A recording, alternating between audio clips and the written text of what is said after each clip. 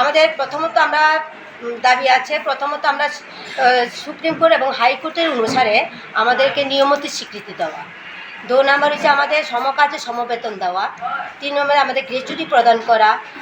4 নম্বর আমরা সব সরকারি কর্মচারীদের মতো আমাদেরকেও সব সুযোগ সুবিধা দিতে হবে এবং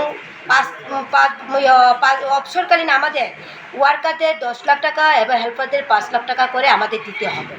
এবং আরেকটা আমাদের গুরুত্বপূর্ণ হলো 1 বছর অন্তর অন্তর আমাদেরকে সুপারভাইজার নিয়োগ করতে হবে, কারণ 10 বছর 15 বছর পরে করলে আমরা মানব না। আমাদের প্রত্যেক বছর অন্তর অন্তর পাস করা আছে ওয়ার্কাররা সুপারভাইজার প্রমোশন দেয়, আমাদেরকে দেওয়া হয় আমাদের লেভেল থেকে, কিন্তু দেওয়া হচ্ছে না। আজকে অনেক বছর যাবৎ কোনো সুপারভাইজার নিয়োগ করা হচ্ছে না বা প্রমোশন দেওয়া হচ্ছে না আমাদের থেকে। এই জন্য আমরা চাচ্ছি সরকারের কাছে আমাদের প্রত্যেক বছর অন্তর অন্তর অঙ্গনাদি কর্মীদের বা যারা হেল্পার পাস করা আছে ওনাদেরকে অঙ্গনাদি রূপে আর অঙ্গনাদি ওয়ার্কারের সুপারভাইজারদের প্রমোশন দেওয়ার জন্য।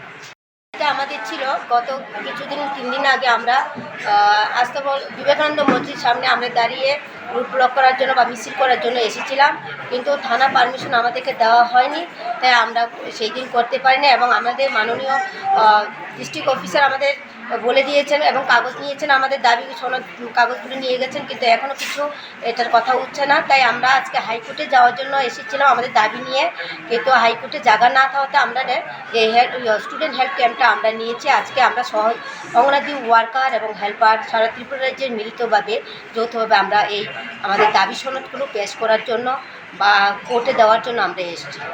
আনন্দ আর ভালোবাসার দীপ্তিতে গড়া সমুজ্জ্বল পরমা, ঠিক তোমারই মতো। শ্যাম সুন্দর কোম্পানি জুয়েলার্স, আগরতলা, উদয়পুর, ধর্মনগর, কলকাতা।